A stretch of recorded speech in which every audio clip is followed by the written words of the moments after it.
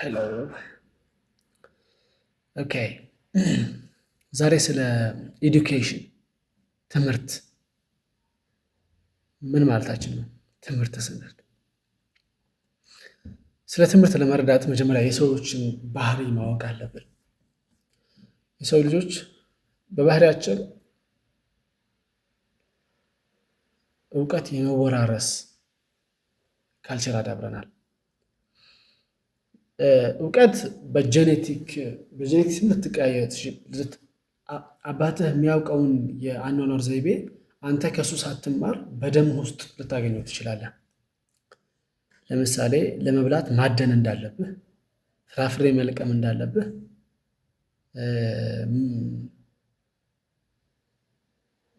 ፍራፍሬው መጥቶ ራሱ አፍ ውስጥ እንደማይገባና ሲርብህ ደግሞ መብላት እንዳለብህ እንደዚህ አይነት ነገሮችን ጂንህ ራሱ ሊያስተምርህ ይችላል። ነገር ግን ከዛ በበለጠ የሰው ልጅ በቂ ነው ብሎ ስላሰበ እሱ ትምህርትን ይፈጥራል። we should learn ቅብብሎሽ፣ የእውቀት ቅብብሎሽ መኖር አለበት። እኔ በህይወቴ ስኖር ያወቅኩትን ነገር ለሆነ ሰው አሳውቄው ብሞት እሱ ደግሞ ከዛ እኔ ካቆምኩበት ይጀምራል። እሱ ደግሞ ያውቃል። ከዚያ ሁለታችን ይደመራል። አዲስ የሚወለደው ሰው ደግሞ ይህን የሁለታችን ይዞ ሌላ እውቀት ከዛ ላይ ይጨምራል። this is how civilizations are created እንጂ አንድ ጀኔሬሽን በጭራሽ ሲቪላይዜሽንን ሊፈጥር አይችልም። አሜሪካ is not America because of this generation አይደል? አሁን ያለው ጀኔሬሽን ስላለ አይደለም። ኢትዮጵያ is not Ethiopia because of this generation። ወደ ታችም ሊሆን ይችላል የምንሄደው እንደ ኢትዮጵያ፣ ወደ ላይም ሊሆን ይችላል የምንሄደው እንደ አሜሪካ። it's not politics though. anyways ሀሳቡ የእውቀት ቅብብሎች መኖሩን የሰው ልጅ በጣም ከጥንት ጀምሮ ተረድቶታል። እንግዲህ እንደምታውቁት ትምህርት የሚባለው ነገር ስኩሎች ተመስርተው ስኩል ኦፍ ፊሎሶፊ ሊሆን ይችላል፣ ስኩል ኦፍ አዘር ሳይንስስ ሊሆን ይችላል፣ ተመስርተው የሰው ልጅ መማር ከጀመረ በጣም ቆይቷል። በጣም ዘመናት እንትን ብለዋል እና አንቲኪቲ። ስለዚህ የሰው ልጅ እውቀቱ መወራረስ እንዳለበት ከተረዳ ሰንበት በት ብሏል።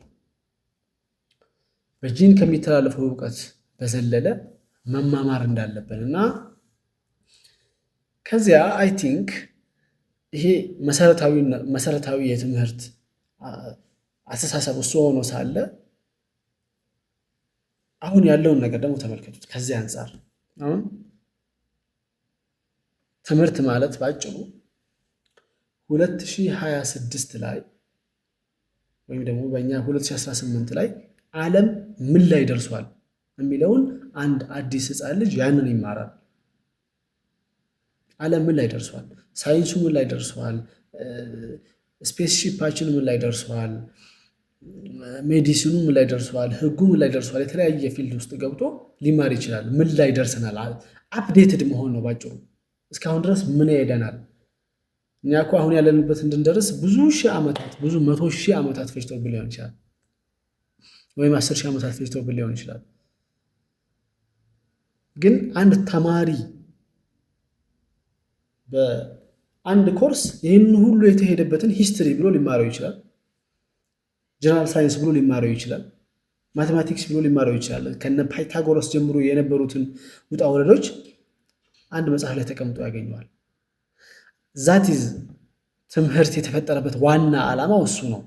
ነገሮችን ማቀለል ነው። የሄድንበትን መንገድ ኦል አባውት የአባቶቻችንን ዱካ መመልከት፣ ምን እንደተሳካላቸውና ምን እንዳልተሳካላቸው፣ የተሳካላቸውን እኛ እንድንጠቀምበት፣ ያልተሳካላቸውን ደግሞ እኛ ተጠንቅቀ ነው እንድንሄድ ነው። ይሄ ሆኖ ሳለ አሁን በተለይ ሲስተም ኦፍ ለርኒንግ በተለይ የኢትዮጵያ ኤዱኬሽን የሚሄድበትን መንገድ ስትመለከቱት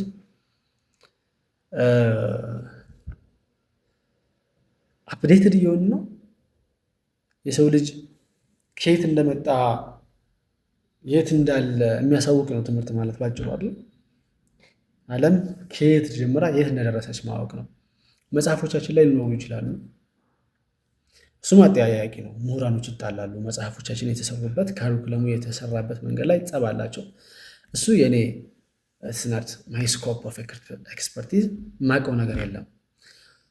እኔ የማወራው የሚሰጥበትን መንገድ ነው።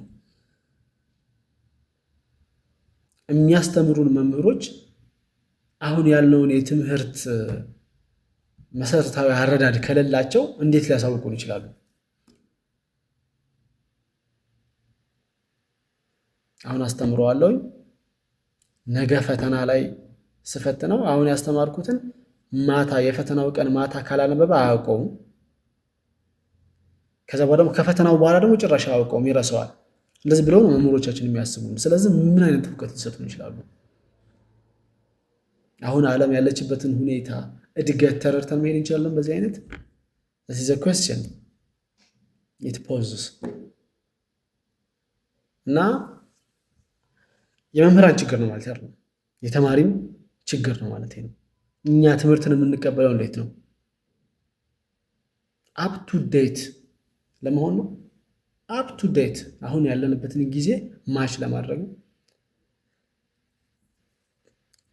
በየፊልዳችን ሁሉም ሰው ሁሉ ነገር ማወቅ ያለበትም በየፊልዳችን ይበል እናውቃለን።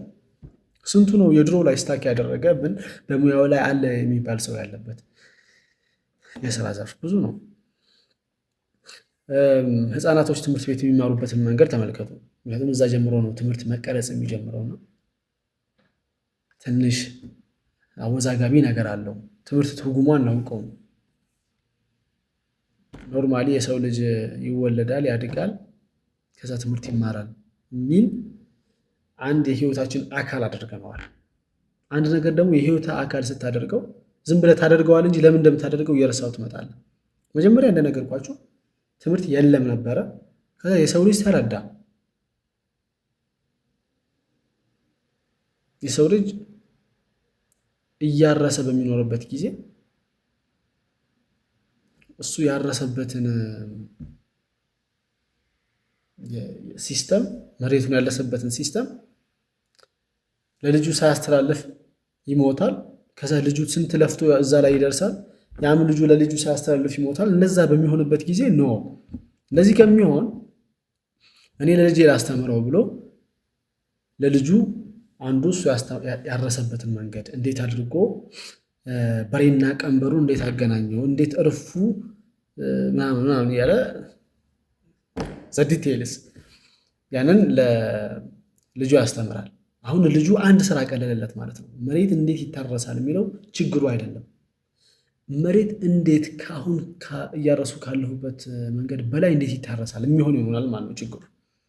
ይዘት መኖር ላይ ፕሮብሌሞች ስላሉ ፕሮብሌሞቹ ደግሞ የአንድ ጀነሬሽን ፕሮብሌም በአንድ ጀነሬሽን መፈታት ስለማይችል በግለሰብ ደረጃ የሚያነባ ይዘው በግለሰብ ደረጃ የኔን ፕሮብሌም እኔ ብቻ አልፈታውም።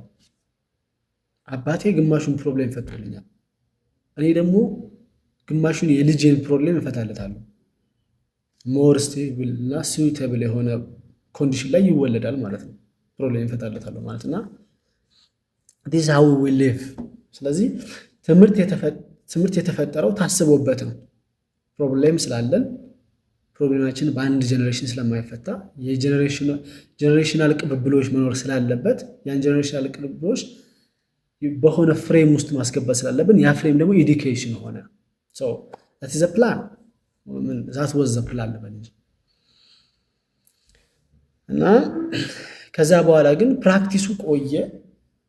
ፕራክቲሱ ያልክ ከሆነ ኦኬ መማር አለብን የሚለው ነገር ተቀበል ነው። ግን ለምን መማር አለብን የሚለው እየጠፋ ሲመጣ መምህርም ማስተማር ስላለበት እና ደሞዝ መብላት ስላለበት ብቻ ያስተምራል። ተማሪም ተምሮ ወደ ቤቱ መሄድ ስላለበት ጓደኞቹ ሁሉም እንደዛ ስለሚያደርጉ ይማራል። ወላጆቹም ልጃቸውን ማስተማር ስላለባቸው ያስተምራሉ። በቃ ማስተማር ስላለባቸው ማስተማሩ ምን ይዞ ይመጣል የሚለው ይህ እንግዲህ ኮዝ እና ኢፌክቱ ተነጠለ ማለት ነው። ብዙ ችግሮቻችን እነሱ ናቸው አይደል? ሱስ ማለት እኮ እንዴት ነው? አንድ ነገር ያስፈልግሃል፣ ታደርገዋለህ። አሁንም ያስፈልግሃል፣ ታደርገዋለህ። አሁንም ያስፈልግሃል፣ ታደርገዋለህ። አሁን ኮዝ እና ኢፌክት አለ። ሲያስፈልግህ ነው እያደረክ ያለው። በኋላ ላይ ግን አስፈላጊነቱ ይጠፋል። ማድረግህ ግን ይቀጥላል። ኢፌክቱ ይቀጥላል፣ ኮዙ ይጠፋል። እና ኤዱኬሽን ሲስተሙ ላይ የሚፈጠረው ይሄ ነው ይመስላል።